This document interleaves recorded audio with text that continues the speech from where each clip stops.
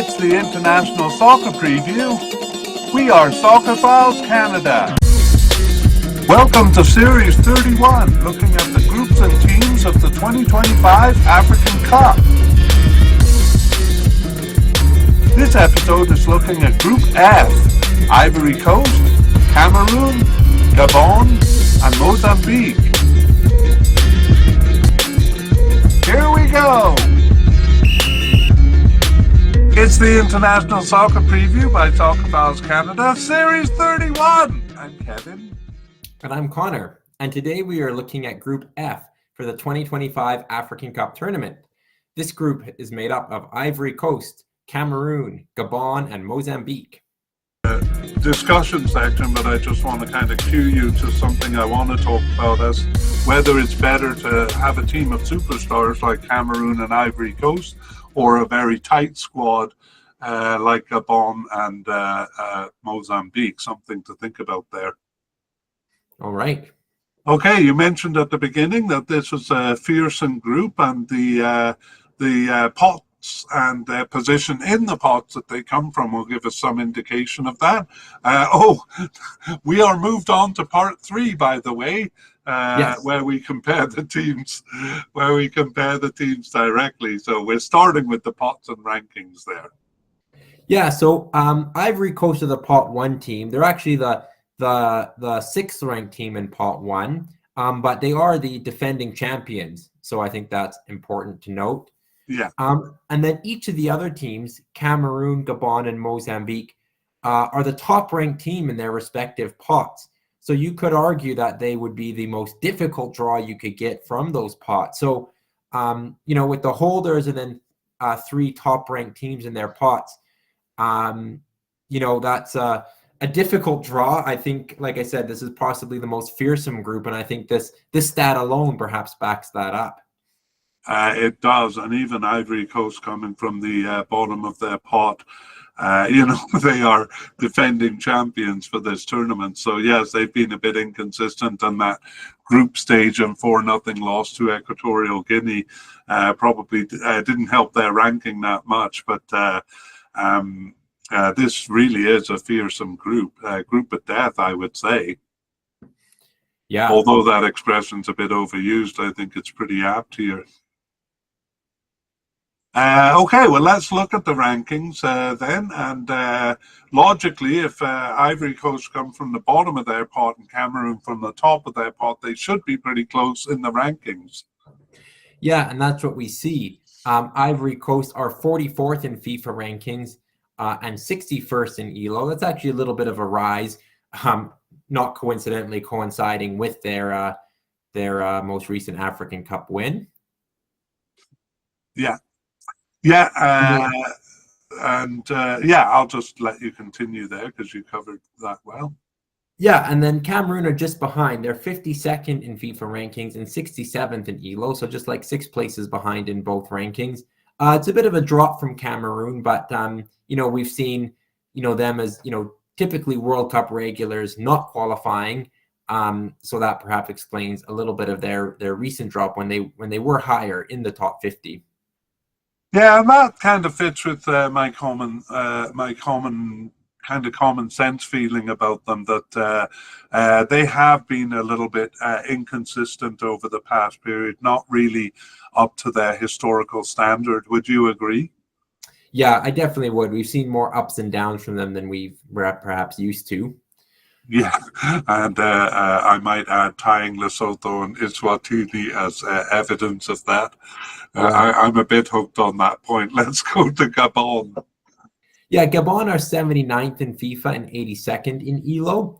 It's fairly consistent with where they've been over the last couple of years, kind of around the 80th mark in both systems. Yeah, and Gabon just 15 points behind Cameroon in the ELO system there, suggesting that this is a pretty tight group. Yeah, and then the final team, Mozambique, is 97th in FIFA and 100th in ELO. Being the top-ranked team in Pot 4, you can kind of presume that the other 5 teams are below 100 in the rankings. So, shows this is a tough group, and they've come up into the top hundreds in both systems in recent years. Yeah, definitely. The FIFA ranking or the rankings both support good form right now as they've ridden 20 to 30 places. Again, not that far behind Gabon, 18 places behind in both. So I think in addition to this being the toughest team, it's got to be the tightest team as well. Hmm. Well, sorry, the toughest group and tightest group. Yeah.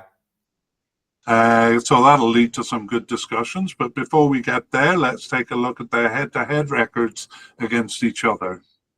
Yeah, we'll begin with Ivory Coast and Gabon. And Ivory Coast has a winning record with 5 wins, 2 draws, and 1 defeat. That's right, and they've met recently in 2026 World Cup qualifying. Ivory Coast bested them there. But yeah, over the past 2018 was the last time they met. And over that period, it's just 2-1-1 for Ivory Coast. So in recent times, a bit tighter Yeah. there. Next, we have Ivory Coast versus Mozambique. Yeah, Ivory Coast are undefeated, but they don't have it all their own way. It's 4 wins and 2 draws. Right, and that 2010 campaign, we saw the strong campaign by Mozambique. They got a tie there, but also in 2022 World Cup qualifying, another tie with Ivory Coast. So, yeah, that's kind of interesting going into the Cup. Probably the big one to look at here is Cameroon versus Ivory Coast. Yeah, and I might have expected a relatively even record, but it's not that. Cameroon have much better in these games. They've won 9. Ivory Coast has won 3, and they've tied 1 further meeting. Yeah, so I mean, you know, in section 2, we talked about Ivory Coast getting the better of Cameroon in 2006, and they did. But actually, Cameroon won both games against Ivory Coast in that campaign. It was really a tie with Egypt at the end that undid them. Might lead you to think that Ivory Coast does often get the better of Cameroon, but quite the opposite is true. Although I must say, in recent times. They met in 2015 African Cup qualifying and in 2022 World Cup qualifying, and it's just 2-2-1 there for Cameroon. So that does kind of foreshadow a good battle between them here. Definitely, yeah, and Cameroon have historically been a stronger team for longer and won many of their earlier meetings. Exactly, most of those wins coming in the past. All right, well, Cameroon versus Gabon. Right. So they've met 10 times. Cameroon's won 4, Gabon's won once, but they've tied 5 meetings, which suggests a level of parity. Yeah, and again, an interesting thing going into the Cup here. Their typical result is a tie. 2017, no, that was the last time they met. That was in Gabon, and they tied there, but they haven't met more recently than that. The last one we're going to look at is Gabon versus Mozambique. Cameroon versus Mozambique first. Oh, sorry, you're right. Cameroon versus Mozambique. Yeah, Cameroon is dominant here. It's 7 wins from 8 games. Mozambique do have 1 win over Cameroon. Right, and they've met 4 times since 2021. Cameroon have won all of those games, so that one's pretty decisive. Now it's time for our last one, and it's Gabon versus Mozambique. Yeah, they have 4 meetings. It's 2 wins for Gabon and then a draw and a loss. So pretty close, but Gabon edging it. Yes, and in 2018 was the last time they met, and they exchanged wins in that one. So yes, that also kind of promises maybe upsets in this group. Let's go to our odds and see what the AI. Oh, where are we here? Yeah, see what the AI said. Right, so this is odds to win the group. Ivory Coast are favorites with 45%. Cameroon are 35, so not far behind. We see a bit of a gap to Gabon at 15%, and then Mozambique, the outsiders, at just 5% chance of winning the group. All right. So do you agree with that? I guess it does follow the pot order. And we see that the closest in rankings is Ivory Coast and Gabon, and they have Ivory Coast and Cameroon, and that's where the closest odds are. So I guess on the face of it, I don't greatly disagree. Yeah, yeah, we'll get into the details there. I'm going to actually post a bit of this information all together. So, where would you like to start the discussion, or do you want me to suggest? I'll see what you got for me. All right. Well, I'm going to ask if you think Ivory Coast have learned a lesson from the last group stage campaign and whether they'll come in a bit more consistent. We saw them consistent in World Cup qualifying. That was good. But even immediately after the Cup, in African Cup qualifying, a couple of shudders on the road there. So I think it's a matter of consistency here. And do you think Ivory Coast will be consistent enough to win the group? Yeah, I think they've shown consistency in pretty good consistency in the World Cup qualifying. I mean, who knows? I mean, playing at home, maybe there was added pressure that they felt. Like it's kind of really inexplicable what happened in the group stage last time, especially given they went on to win the tournament. I mean, not all that convincingly, but they managed to find a bit of consistency and be hard to beat as the tournament went on. So I think there's some lessons there, but it was honestly a bit of a one-off. But I would expect them to be a bit more consistent, and I think the best thing they can do is kind of learn from it from last time and just come in, more prepared and really expecting 3 tough games, which I think they're going to get. Absolutely, they're going to get tough games. I do want to kind of point out a trend which might be significant, and we've mentioned it in a couple of other podcasts. But in the past, this African Cup was kind of a showcase for African teams, but it's not really that's not really the case for the big teams anymore. I think big teams like Ivory Coast and Cameroon, a lot of their players are already playing in Europe and stuff, and there's kind of less motivation. Whereas for Gabon and Mozambique, I think there's that motivation of, if they put in a good performance here, they might catch the eye of bigger teams. And as a consequence, I think, well, I don't know whether this is why teams like Algeria and Ghana seem complacent sometimes, maybe Ivory Coast in the last cup. But do you think that's a factor? I think it's a good point. You're right. It really was a showcase with not a lot of players playing on top European teams, and I think far from being a showcase, you even get some clubs kind of reluctant to release players. Mm-hmm. It's not to say that players are reluctant to travel, but some of the big clubs would rather keep their players or kind of minimize their participation. So maybe players are pulled in a couple different directions as well, and don't want to come back injured either. So yeah, I think maybe there is some a little bit of psychological work at play. Do you think that favors then perhaps Gabon and particularly Mozambique?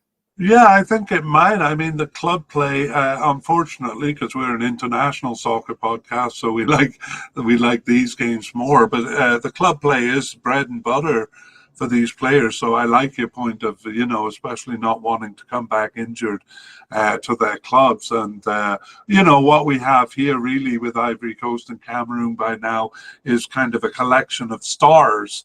And they also have broader squads, so they probably don't play together as often. And then you see countries like Mozambique and Gabon doing better than expected. Cape Verde in the World Cup, for example, they're always putting the same players on the field, or most of the time, because they don't have a broad squad to choose from, and they play together all the time. So how valuable do you think that that factor is, playing together all the time with sometimes a mishmash of stars on the bigger teams? Yeah, I think it does matter. I mean, I think it matters even for, some of the big European and South American countries. I think it's in international football, there's a challenge to try and build a squad out of disparate players. And I think just some of the consistency in call-ups can really help. So yeah, I think it's a factor for sure. I mean, yeah, there's been a lot of teams, as you mentioned, like Ghana and Algeria with ton of star power, but not always pulling it together. And Ivory Coast the same, even with their golden generation, who had some success, but perhaps not as much as would be expected. So yeah, certainly a factor that could come into play. Yeah. Another thing, though, is I mean, we have seen inconsistency in Ivory Coast and Cameroon. We've seen some big teams fail to pass the group stage or finish at the bottom. I always find it a bit difficult to predict because certainly Gabon and Mozambique could do well and advance from the group stage, and Ivory Coast and Cameroon could lapse like Ivory Coast did last time, perhaps not even past the group stage. But when it comes to predicting, you're hardly going to predict that Ivory Coast is going to finish last in the group, even though you recognize it's possible. Yeah, I think maybe we'll come to Mozambique. Some of the pot four teams in other groups we've talked about, maybe doing well to get a point or not having much impact on the group. I think it could be different for Mozambique. The last African Cup, they were very competitive and tied two very strong teams, and they've just come off their best World Cup qualifying campaign as well. Where they beat teams like they beat Guinea, who are pretty strong, Uganda, who are in this tournament as well. So I think Mozambique are unlucky to find themselves in a tough group, but I don't think they're a write-up. I think they will get points, possibly in 2 games. So yeah, they're not a gimme game. I think they'll have a big impact on this group, and it's tough to predict where they'll get points, but I'm excited to watch them because I think they will. Yeah, I agree with you. I mean, I don't see them necessarily challenging for an advancing spot here, but they could play a very important spoiler role, as they did, in the previous cup with 2 big ties there. I'm going to go on the basis that Ivory Coast and Cameroon are kind of coming in, let's say, in the form that they've been in, and they we can't predict that they'll be much better or much worse than the form. Given the form of both teams, how close do you think it is between them? Yeah, I think form favors Gabon. They had a very, very strong World Cup qualifying campaign, as we saw, whereas Cameroon came in as a pot 1 team and failed to win the group. Bested Cape Verde finishing ahead of them. So I think the form does kind of favor Gabon. They also tied a strong Nigeria team before ultimately losing in Africa in extra time. So I think Gabon are in a good moment here. It might be one of the last major tournaments for Pierre-Emerick Aubameyang. Yeah.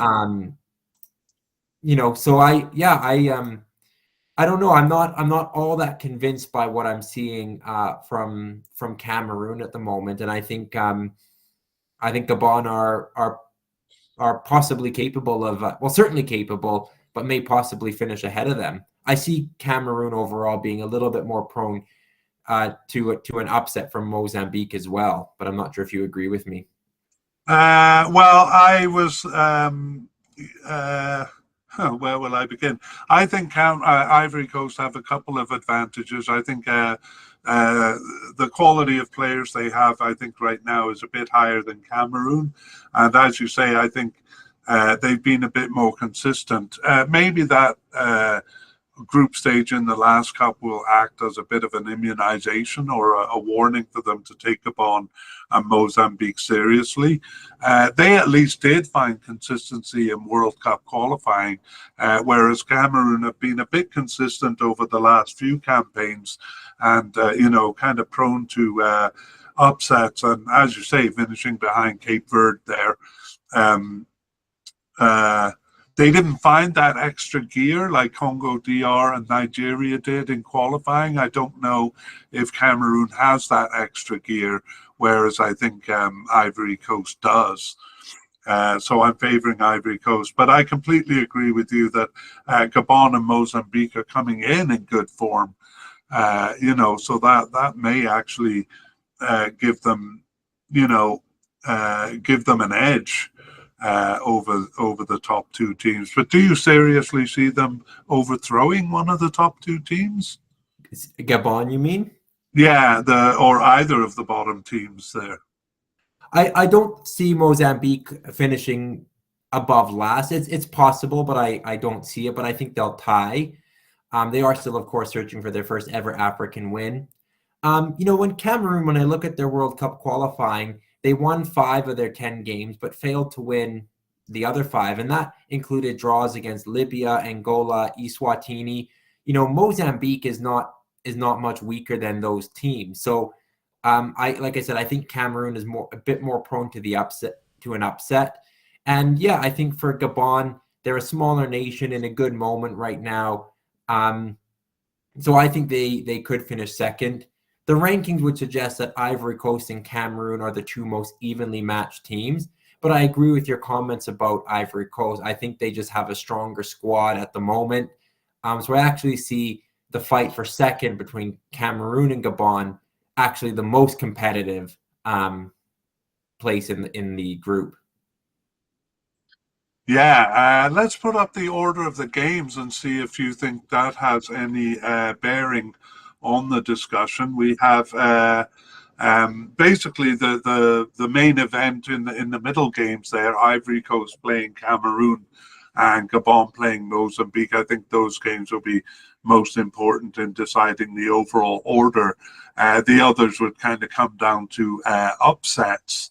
But it may be significant who they play in the third game, because if a team wins 2 games, they might put out a B team, giving the opponent a better chance there. Anything you see there of interest? Yeah, I'm not sure this is a group where somebody would be fielding a B team, because that presumes that they're kind of well ahead of the rest, and I think this group will be too competitive. Cameroon play Gabon in the very first game of the tournament. Both teams, of course, did suffer playoff heartbreak in the semifinal legs and trying to get to the World Cup. So Yeah, right. Both teams will have to pick themselves up from that disappointment. So I think that's a huge game for both of them. Their first competitive game back as a team. And I do think that that game between Cameroon and Gabon could be decisive for who finishes second in the group. I do see Ivory Coast as the strongest team, and if they beat Mozambique, they'll be off to a good start and perhaps halfway there to advancing. Yeah, I mean, of them all, I could see Ivory Coast potentially winning their first 2 games. As you say, I'm not sure that would motivate them to field a B team against Gabon. They certainly wouldn't want a third game like they had in the last cup. So maybe they'll want to keep the momentum going, even if they do go into the third game against Gabon with 6 points there. I want to ask you, unless you have anything more to add there, I want to ask you something here. Yeah. We were a bit disappointed in the Gold Cup, the CONCACAF Gold Cup, that, that was their last tournament before the World Cup. We saw teams sending kind of B teams to the Gold Cup. That doesn't really happen for the African Cup. They don't send a B team, but it may be in terms of motivation. How important do you think this tournament is for teams, especially maybe the difference between Ivory Coast, who will be in the World Cup, and Cameroon and Gabon, who just fell short of it? Yeah, I think you make an important point. I do agree that this is very important for Ivory Coast in terms of building towards the World Cup. But for, I guess, Gabon and Cameroon and Mozambique, they know they're not going to be competing in North America in the summer. So this is a chance to, win a trophy. This tournament is it for them. So I think all teams will have different motivations. But I think more importantly, every team will know they're in a strong group here and can't afford to slip up. Yeah. I somehow feel that this tournament has a bit more gravity than other African Cups. It is every 2 years, so it's a little less important than the Asian and Euro Cup, where it only comes around every 4 years. And we definitely see in the North American Cup that Some of them are very casual about it during some years, but some tournaments just seem to have more gravity around them. Do you feel more gravity around this African Cup? I think it's a little bit difficult for me to say. I mean, I think with 9 World Cup spots and possibly 10 teams, through the Intercontinental, I think that is a bit more of an incentive for African teams, to try and get there and to try and do well. I think the field of strong African teams, is getting larger. We're seeing some teams maybe stepping up from 4th and 3rd to kind of 3rd and 2nd tier form. So I just think overall it's getting a bit more competitive in Africa. There's a bit more on the line in terms of World Cup spots. And yeah, I think that probably filters down a little bit to this African Cup where, there will be favorites, but I think there's probably a number of teams that will think they can win it, which always makes for an entertaining tournament, perhaps compared to North America where it's 2 teams that dominate. I think the African Cup is more wide open and teams know that, and that gives them a strong incentive. Yeah, I just feel like this African Cup is going to be a little bit. I mean, the African Cups are great. I love them, but I just feel this one has a bit more intensity about it somehow. Especially with several of the teams kind of preparing for the World Cup through this tournament. Yeah. Let's just take a look at the end result for these teams here. Ivory Coast, Cameroon, do you think they can get to the final? I think it will be difficult. Ivory Coast are the defending team or defending champions. There is a strong field of teams that win it. I think Morocco and Senegal kind of stand out for me as the 2 teams to beat. So it's possible. I see really a semifinal is probably quite a good achievement for Ivory Coast, be an exceptional achievement for any other team. Including Cameroon? I think including Cameroon. Again, I don't see them at their strongest point now. I think, quarterfinals would be a good achievement for Cameroon or Gabon. Gabon would, of course, love to win a knockout game for the first time in their history and maybe win a penalty shootout while they're at it. Yeah. But this is a competitive group for sure, but I actually don't see any one of these teams is kind of a favorite to reach a final or win it. Yeah, despite being kind of the strongest group. And we should note, too, that the more competitive a group is, am I right here? The more competitive it is, the more likely that there won't be a 3rd place finisher because they're sharing points with each other. Yeah, that's absolutely right. And that could certainly be a way that Mozambique has a significant impact on the overall outcome here. Yeah.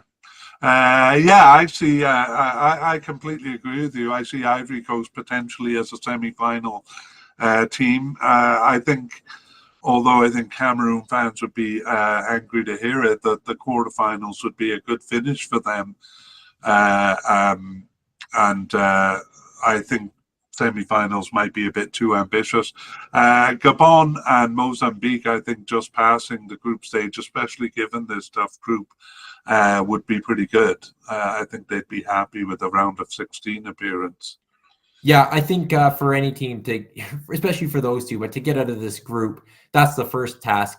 It's a tough group anyway you look at it. So of course Gabon would like to set the record of getting past the round of 16. Mozambique would like to set the record of their first ever win. So there's smaller victories that those teams can play for as well.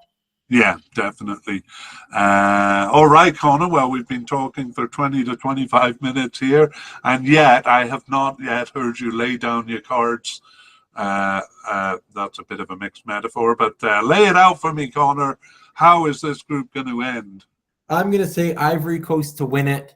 Mozambique at the bottom, but not pointless. But in the battle for 2nd and 3rd, I'm going to give it to Gabon, the pot 3 team, ahead of Cameroon. Ooh, that's bold indeed. I'm going to go with pot order myself again. Barring any team performing well above or below themselves, I do think Cameroon has a decent enough team to overcome Gabon and Mozambique, although I wouldn't be surprised if things don't turn out that way. I definitely think Ivory Coast is a bit stronger than Cameroon coming in. So I picked them to finish first in the group. We probably did last time around too. So it shows how things can go unexpectedly. But I'm going pot order: Ivory Coast, Cameroon, Gabon, and Mozambique, with Mozambique to get a draw in the tournament. All right. All right. Well, that brings us to the end of our look at the groups. We're still working on the player podcast or media casts and releasing those as we go here. But Group F is complete, and we await the cup to see how right or wrong we have been. Absolutely. It'll be a good tournament. I can't wait to see how it unfolds, and I'll be watching this group in particular. It'll be a good one. You bet. Okay, take care. I'll see you for the World Cup. All right, see you then. We would like to thank Pixabay and Cold Fingers for the wonderful music used in this media cast. The title of the piece is Eid Mubarak.